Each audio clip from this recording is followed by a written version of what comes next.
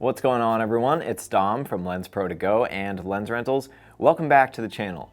So I'm going to cut straight to the chase here. This video is going to be about this lens. This is the Sony FE 70-200 f2.8 G Master version 2.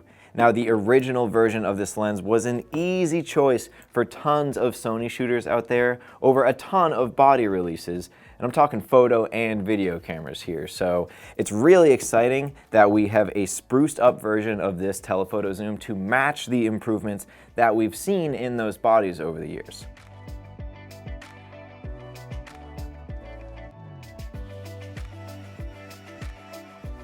So let's dive into some of those improvements, and the most striking one, in my opinion, is actually one that you can't see: the weight. They were able to take basically an entire pound off the previous version of this lens, which was only a 3 and change pound lens. So that makes this new version weigh just over 2 pounds, and that is incredibly lightweight and a huge difference from the original. There are much fewer elements at play here in this improved version, and the grouping of those elements and the focus motors that drive those groups have also been greatly re-engineered, which could definitely be factors in this drastic weight reduction. You can see, at least by peeking into the front element here, how those elements are housed differently just by the zoom action and where they sit in the housing. However they did it, they shed the weight of the previous version by about a third, and that makes for a drastically different experience when handling one lens over the other. And that was especially exaggerated because I had the chance to rapidly switch between the old and the new. It's absolutely like night and day. A few years back, I did a basically 30,000 step day, literally up and down San Francisco with this lens and the A9. And now that I handle this setup, I'm cringing thinking about this day. Obviously, this lens wasn't out then, but I really wish it was, because my hands and wrists were aching by the end of that trip. Okay, there are a few more physical changes though that aren't as drastic as the weight reduction, but still pretty big, like the inclusion of an aperture ring. This allows for control over aperture without the use of camera dials, which can be nice, especially for video applications. We get 2 additional switches that come along with this ring: an iris lock to either keep it in A mode or keep it in the stopped range, and a click-declick switch allowing for a smooth iris pull or a soft click at every 3rd stop. Everything else about the interface of this lens though is pretty much identical to the original version, although that inclusion of the aperture ring seems like it sort of has pushed everything down about an inch or so, and also the grip area for the focus ring is smaller now, so now it's about equal in size to the area of the zoom grip. I also noticed that the weather sealing gasket on the lens mount is a bit heftier than the previous model, and they ditched this sort of protective plastic for the rear element, where now much more glass is visible. And I have a feeling this actually has something to do with the optical change that went on in this lens, maybe something to do with the exit pupil. But anyways, lastly, for those that like to put hats and shoes on their lenses, this tripod collar is much less resistant than the Mark I, though it appears that this tripod foot is pretty much exactly the same. But the new version does get the drum-shaped lens hood of the 100-400 G Master instead of the duckbill style of the old. So that's pretty much it for the physical changes of this lens. I still can't get over that weight reduction. When I pick up this lens, it feels like an absolute toy compared to the previous model. And if you've pulled long days shooting with this lens, the original, and then you pick up the Mark II for the first time, you will literally be stunned, I promise. But how does it perform?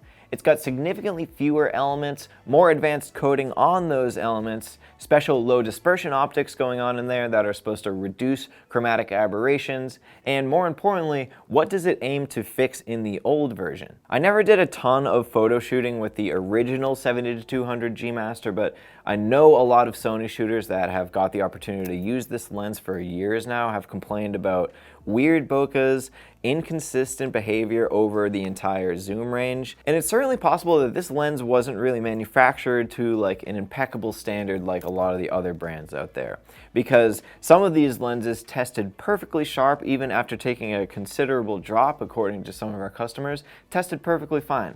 And then others seem to get noticeably softer even after just a year's worth of rentals, so a little bit of inconsistency there.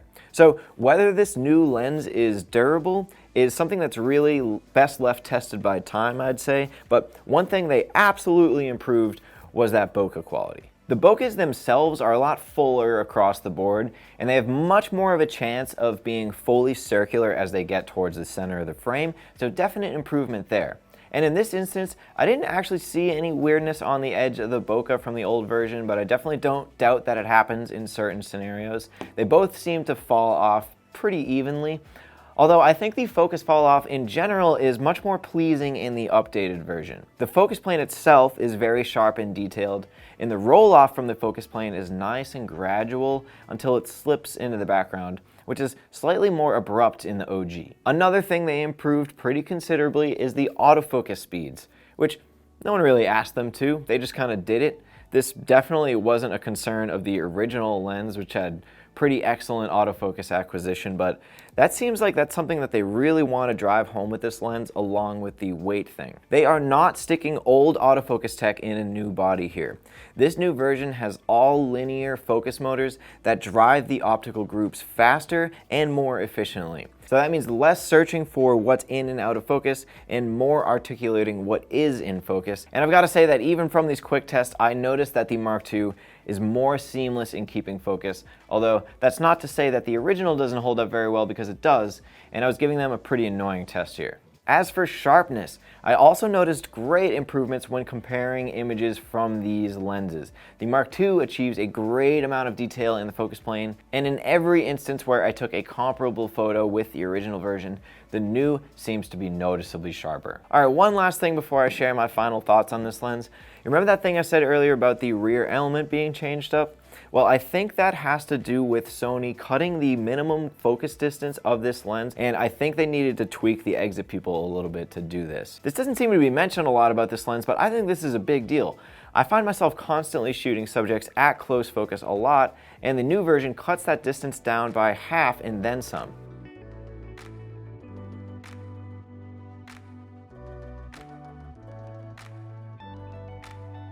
Alright, so here are my final thoughts on the updated version of this 70-200 G Master lens from Sony.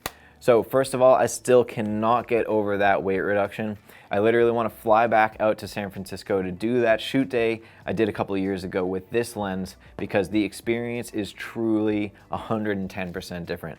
And I can't help but think of like Sony wedding shooters, a lot of whom are probably pulling long days with this lens, and I can't help but think about how blown away they would be if they switched to the Mark II. And I'm also really pleased with the optical tweaks that went on in this new version.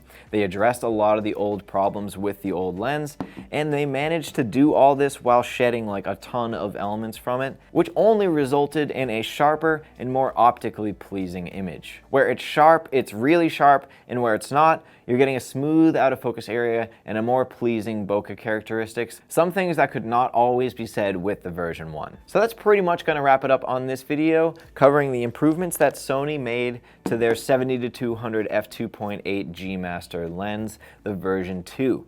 So, as always, if you have any questions about this lens, or you have any interest in seeing a video about the video applications for this lens, because there could be some potential content there, let me know in the comments section. Also, if you happen to like this video, hit that thumbs up button down there to let me know you liked it, and if you're not already for whatever reason, subscribe to the channel, and that way you'll be in the loop whenever we post new content, which is every week. So take care, and we'll see you in the next one.